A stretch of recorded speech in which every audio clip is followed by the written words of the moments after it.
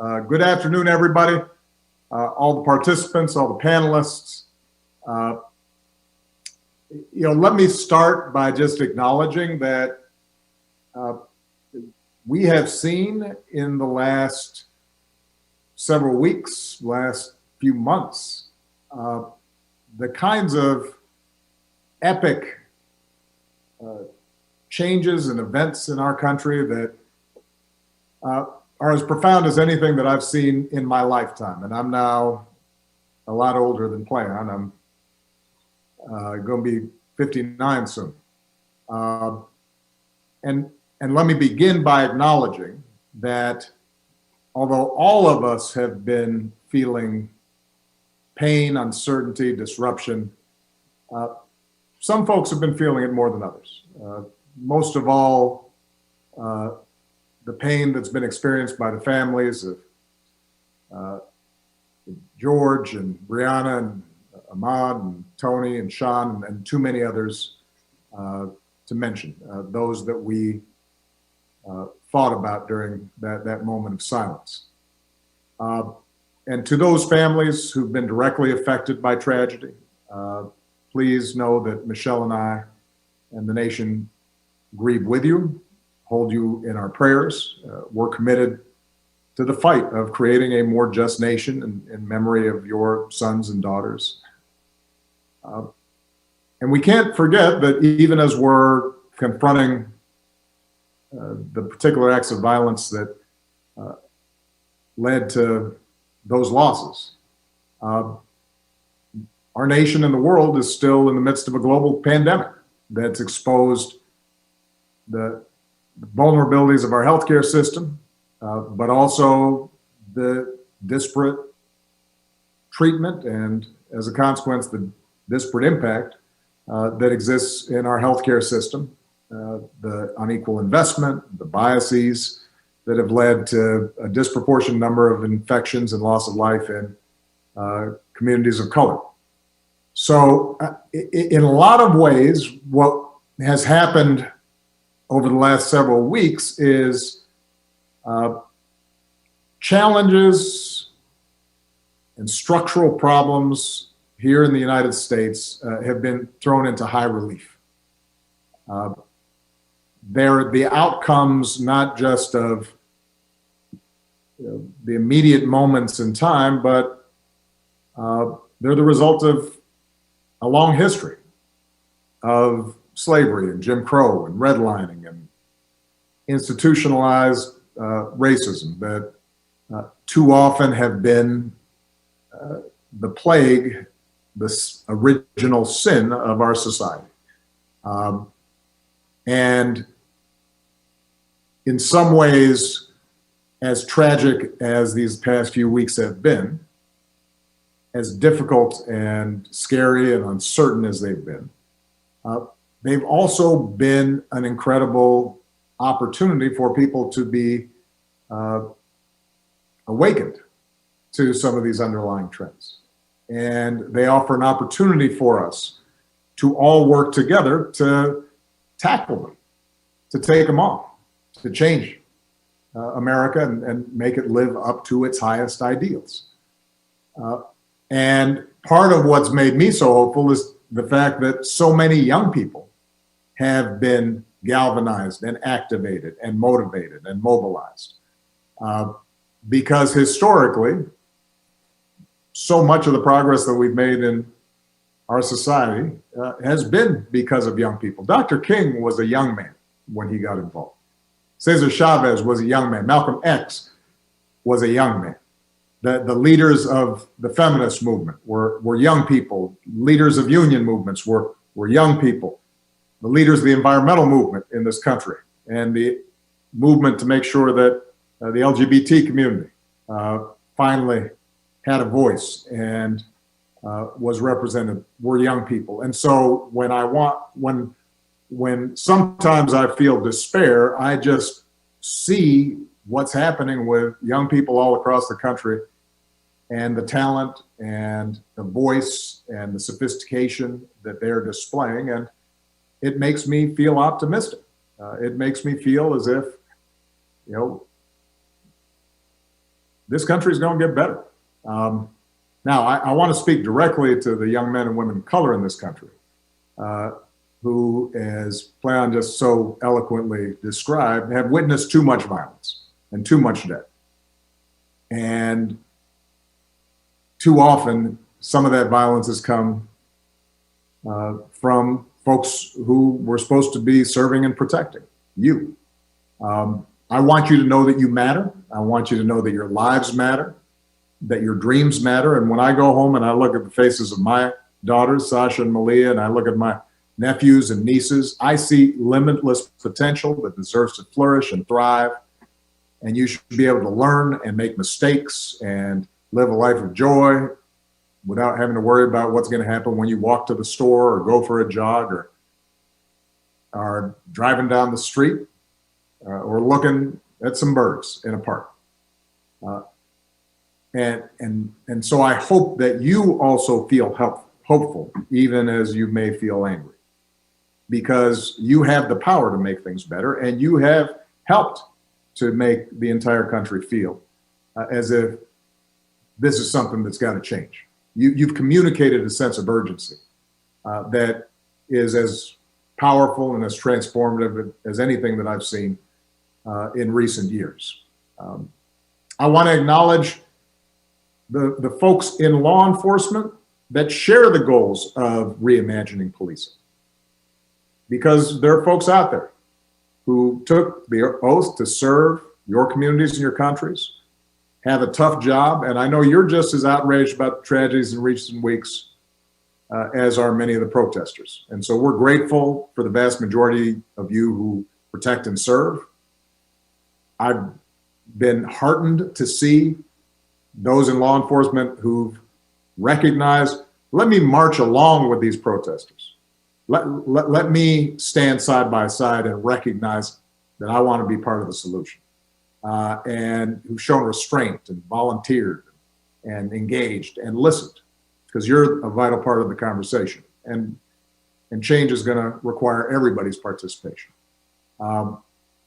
Now, when I was in office, as was mentioned, I created a task force on 21st century policing in the wake of the tragic killing of Michael Brown. That task force, which included law enforcement and community leaders and activists, was charged to develop a very specific set of recommendations to strengthen public trust and foster better working relationships between law enforcement and communities that they're supposed to protect, even as they're continuing to promote effective crime reduction.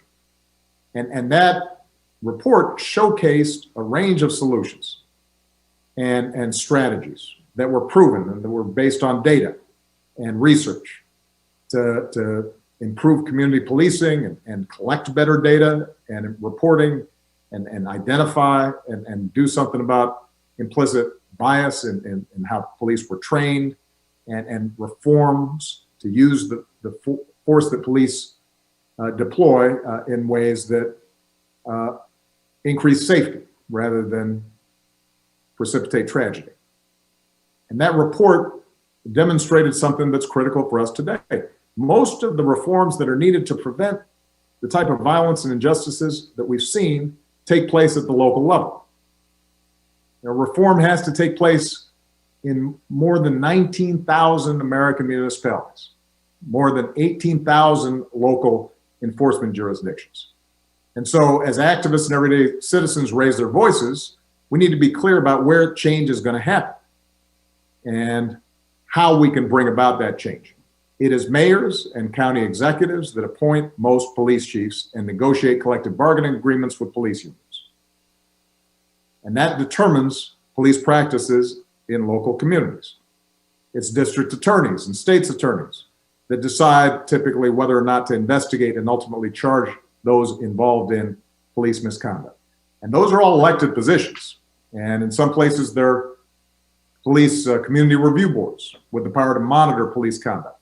Those oftentimes may be elected as well. The bottom line is, I've been hearing a little bit of chatter in the internet about voting versus protest, politics and participation versus civil disobedience and direct action. This is not a either or. This is a both and. To bring about real change, we both have to highlight a problem and make people in power uncomfortable, but we also have to translate that into practical solutions and laws that can be implemented and we can monitor and make sure we're following up on. So, very quickly, let me just close with a couple of specific things. What can we do?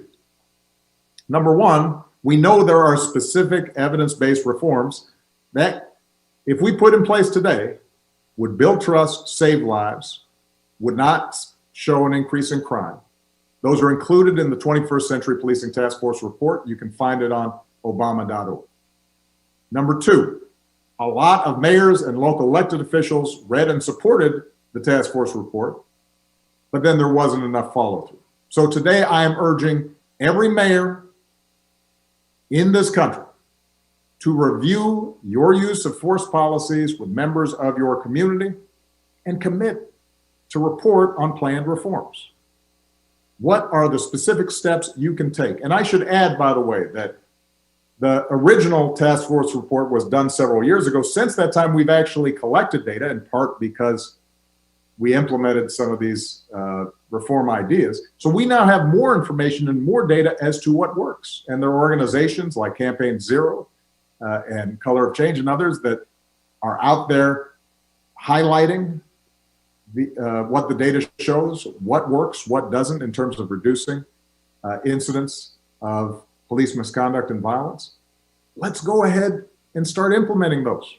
So we need mayors, county executives, others who are in positions of power to say this is a priority. This is a specific response. Number three, every city in this country should be a My Brother's Keeper community, because we have 250 cities, counties, tribal nations who are working to reduce the barriers and expand opportunity for boys and young men of color through programs and policy reforms and public-private partnerships. So go to our website, get working with that, because it can make a difference. And let me just close by saying this. I've heard some people say that you have a pandemic, then you have these protests. This reminds people of the 60s and the chaos and the discord and distrust throughout the country. I have to tell you, although I was very young when you had riots and protests and assassinations and discord back in the 60s, I know enough about that history to say there is something different here. You look at those protests, and that was a far more representative cross-section of America out on the streets, peacefully protesting, and who felt moved to do something because of the injustices that they had seen. That didn't exist back in the 1960s, that kind of broad coalition. The fact that recent surveys have showed that despite some protests having then been marred by the actions of some, a tiny minority that engaged in violence, that despite, as usual, that got a lot of attention, a lot of focus, despite all that, a majority of Americans still think those protests were justified. That wouldn't have existed 30, 40, 50 years ago. There is a change in mindset that's taking place, a greater recognition that we can do better. And that is not as a consequence of speeches by politicians. That's not the result of, spotlights in news articles. That's a direct result of the activities and organizing and mobilization and engagement of so many young people across the country who put themselves out on the line to make a difference. And so I just have to say thank you to them and for helping to bring about this moment, and just make sure that we now follow through. Because at some point, attention moves away. At some point, protests start to dwindle in size. And it's very important for us to take the momentum that has been created as a society, as a country, and say, let's use this to finally have an impact. All right? Thank you, everybody. Proud of you guys. And I know that we're going to be hearing from a bunch of people who have been on the front lines on this and know a lot more than I do about it. Proud of it. Thank you, Mr. President. For everyone that's watching.